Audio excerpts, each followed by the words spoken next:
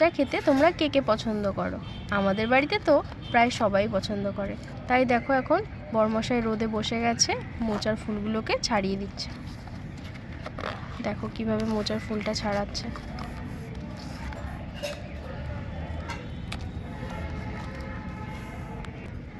দেখো কিভাবে ছাড়িয়ে নিচ্ছে। লম্বা যে শক্ত মতো থাকে ওই ডান্টি মতন ওটাকে বাদ দিয়ে দিচ্ছে। এভাবে একে একে ও সব বেছে নিচ্ছে। মোচা কাটা হয়ে গেছে। সমস্ত মোচাটা কেটে যে পাত্রে মোচাটা থাকবে সেই পাত্রের মধ্যে একটু সর্ষের তেল বেশি করে আর একটু হলুদ দিয়ে দিতে হবে বেশি করে, যাতে মোচাটার কালো কষটা না ছাড়ে আর বাটিটার মধ্যে তাতে কষ লাগবে না।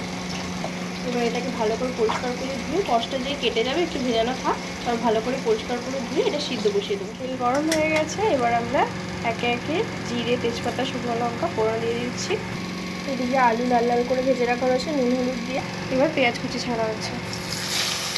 আর মোচাটা হবে চিংড়ি দিয়ে, তাই দেখো চিংড়িও লাল লাল করে ভেজে রাখা রয়েছে নুন হলুদ দিয়ে। এবার যাচ্ছে আদা রসুন জিরে লঙ্কা পেস্ট।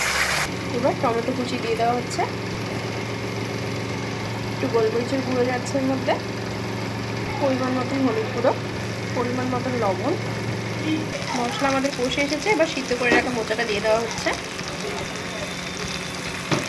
এবার দিয়ে দিচ্ছি সামান্য চিনি। মশলাটা হালকা কষে এসেছে, এবার ভেজে রাখা আলুটা দিয়ে নাড়িয়ে ঢাকা দিয়ে দিতে হবে অল্প আছে, আর বারবার একটু ঢাকা তুলে তুলে নাড়িয়ে নিতে হবে। এই যে আমাদের মোচা প্রায় হয়ে এসেছে, এই মুহূর্তে দিয়ে দেওয়া হচ্ছে ভেজে রাখা চিংড়িগুলো।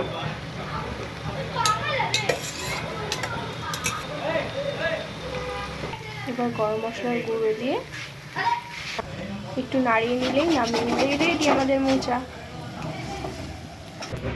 এই যে আমাদের মোচা তো রেডি হয়ে গেছে। তোমাদের কেমন লাগলো অবশ্যই জানিও, লাইক কমেন্ট সাবস্ক্রাইব করো।